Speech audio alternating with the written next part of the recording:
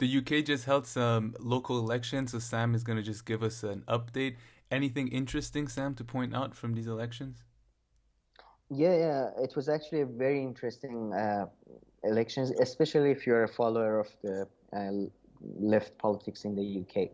So there were some local elections and mayoral elections, and there was the Scottish devolved parliament elections. So this was UK-wide elections all around.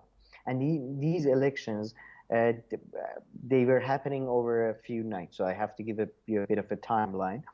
At when the elections in terms of England local councils and there was a by-election in Hartlepool. In those terms, Labour got destroyed basically. They lost places they've held for many years. They lost council seats to Conservatives, to Greens, even to Liberal Democrats, who many people have thought they're a spent force in UK politics.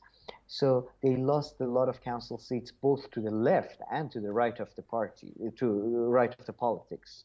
So, and the Hartlepool one, the places like Hartlepool in the UK are regarded as red wall, which means that these places have been held by the Labour for many years, and they are a wall against conservatism and blue conservatism.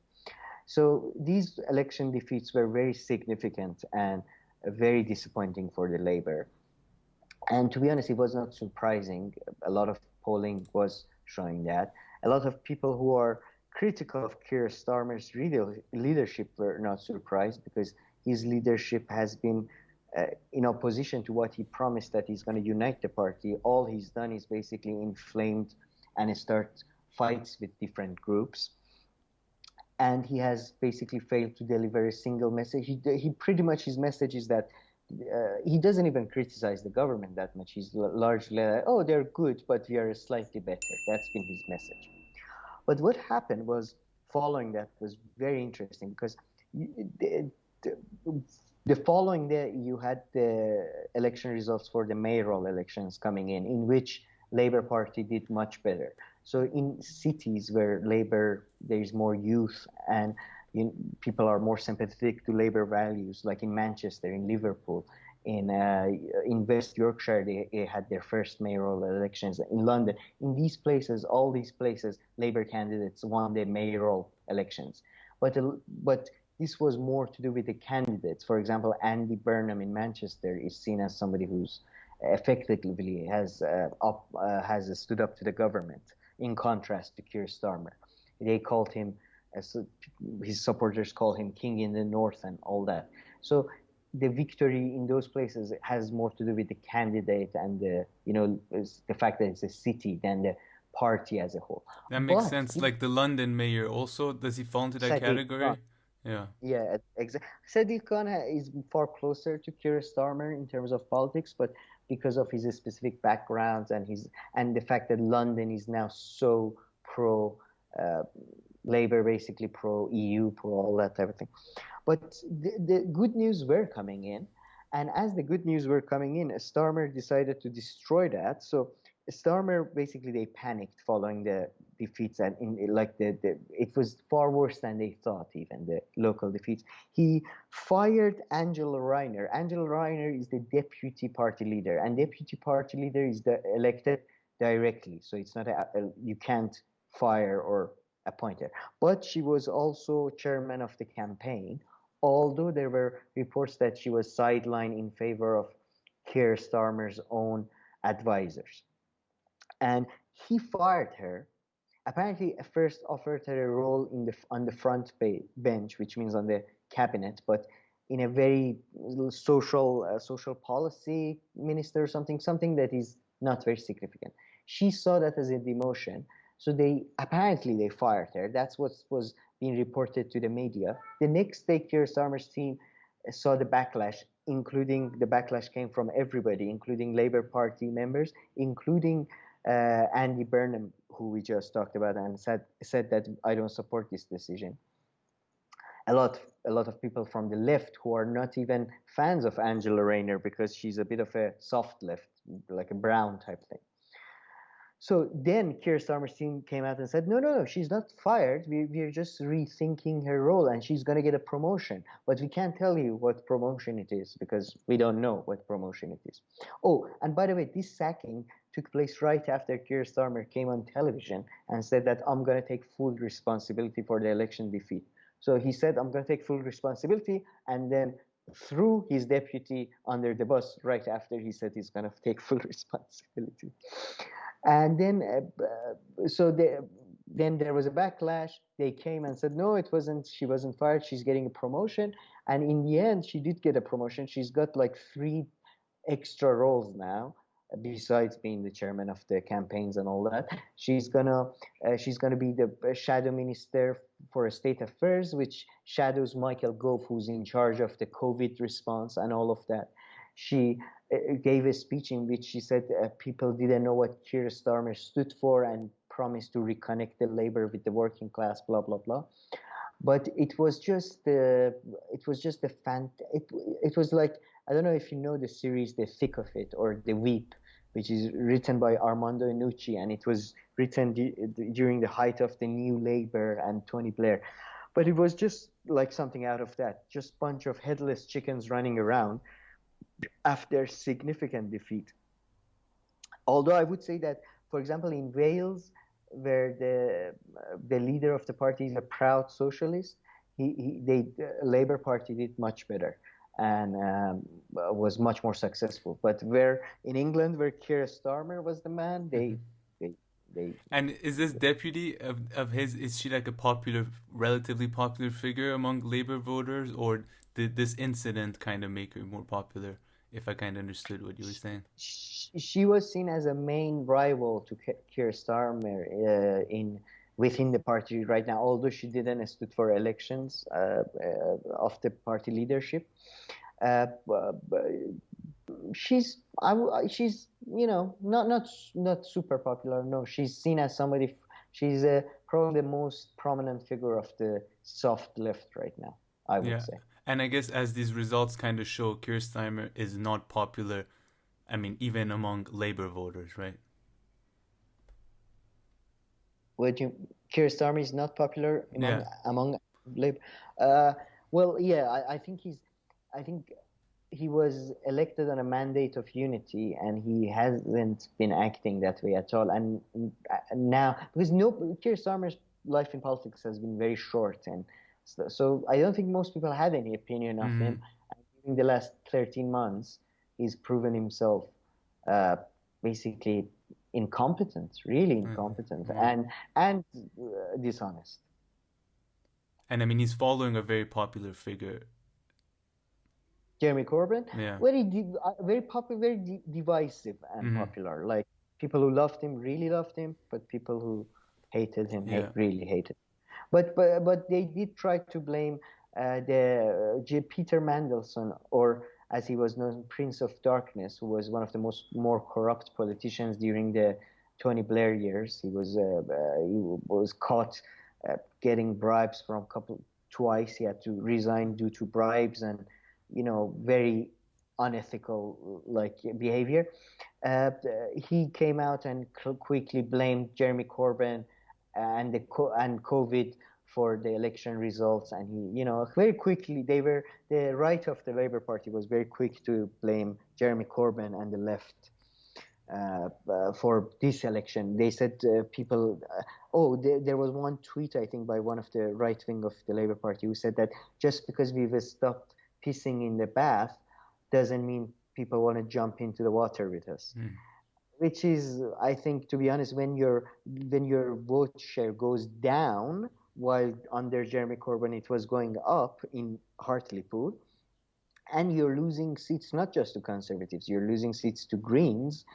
So there are like, let's say, left-leaning people out there that could be voting for you.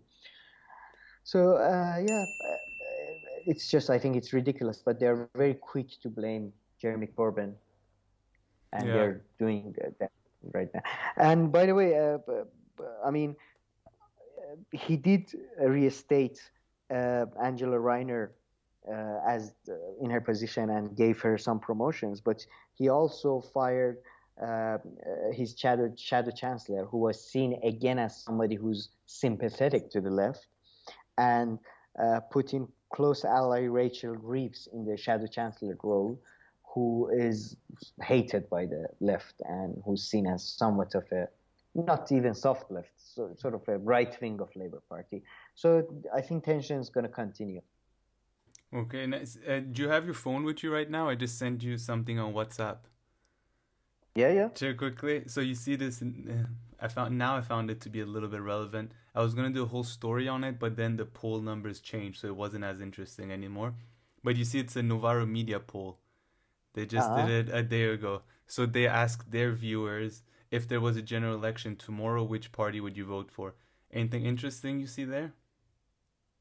Wow, that's it is very interesting because I mean, I'm sure our viewers are watching it right now, but it's very surprising to me that Labour is only 10 points ahead of Conservatives Yeah, because Novara is a very left-leaning, although I guess a lot of Green is pretty much the same as Labour. So you can see this tells us more about Novara Media's audience, I suppose. yeah, no, of But course.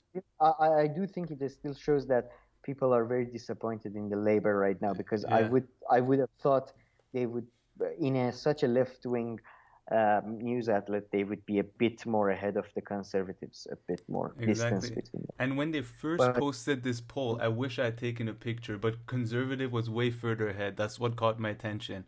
And then well, yesterday, when because I went back to the poll, I saw that it became a bit more the balanced. Conservative Party in the UK are far more okay with spending and state development than Republicans are in the Mm. US. So they can, and they are doing a lot of targeted spendings and all that. So they can, in a way, uh, they have more, they have big, they can maneuver. They can And like and I'm right now, yeah. Johnson is spending money and uh, you know.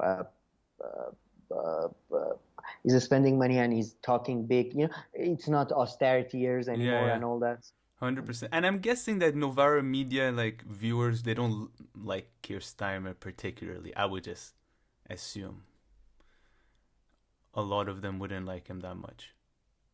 Yeah, I'm right now. I think Yeah. they definitely don't like him And the at all. question does say a general election, right? So that would mean voting for, hopefully him becoming prime minister, Keir Starmer becoming prime minister.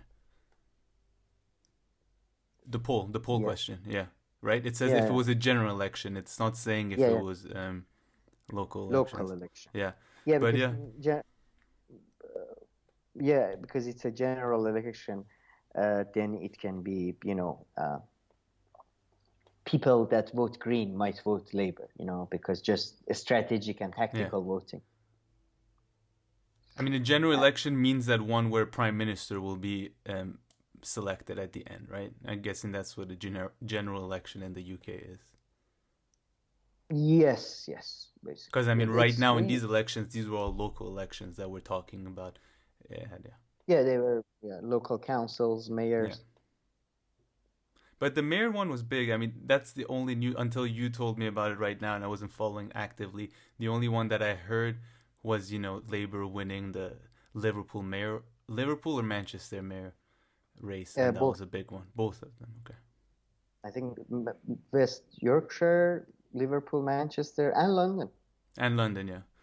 Okay, so okay, anything else on the elections? I think there was a bit on Scotland that you wanted to tell us, but anything else? Yeah, there was also the elections in the Scotland, which they were very close. And the elections in Scotland is very important because the SNP, a Scottish National Party, they've been talking that they're gonna try to push for a second independence referendum. And the system in the Scotland is not the same. It's not first past the post system that is in the UK. It's proportional representation, but SNP had managed to have majority of the seats for the last term. This time around, it was a very close race, but they didn't have overall majority. So they have, I think, 64 seats. There's a couple of seats short of full majority. But the Greens, a lot of eight Green members have been elected, and they are saying that they might support that introduces a referendum for independence. And that might say, and Nicholas Sturgeon, the leader of SNP, came out and said that if Westminster government, basically conservative government, opposes us, we're gonna take them to the courts and we're gonna fight this. So that's gonna be very, very interesting. And Labour didn't do well there either, to be honest, very much. But because of the Labour is not doing well in Scotland for a very long time. Sad because of especially since SNP has become such a strong force. So yeah, that was the updates there. I would say that the Westminster government, Boris Johnson, has ruled out a second referendum completely for foreseeable future. If I recall correctly, it was like 6 or 7 years ago when they had a referendum, or am I just making it up? Maybe no 6 or 7 years ago, yeah, or even less maybe. Yeah, they had one right before there was the EU referendum, The EU the Brexit referendum, yeah. before that. David Cameron was the prime minister. Yeah, okay, all right. Very nice. Anything else to add? No, very interesting results, and yeah, we'll update you if there's any interesting progress. Yeah, very interesting with the UK stuff, and I'm guessing it's on top of all the interesting stuff that's been going on with football. Novara Media did 1 or 2 other videos just showing the hilarious conversations going on Sky Sports and other places between football pundits. It's hilarious, the things that they're saying. Match of the day is right now Che Guevara versus Kissinger. Go. I swear. Go for the order in international system. Yeah, here's some highlights. Okay, put these aside. Let's talk about the real issues here. No, it's amazing. But okay, all right. Well, thank you for watching this video. Please like and subscribe, and we'll see you in our next video. Thank you.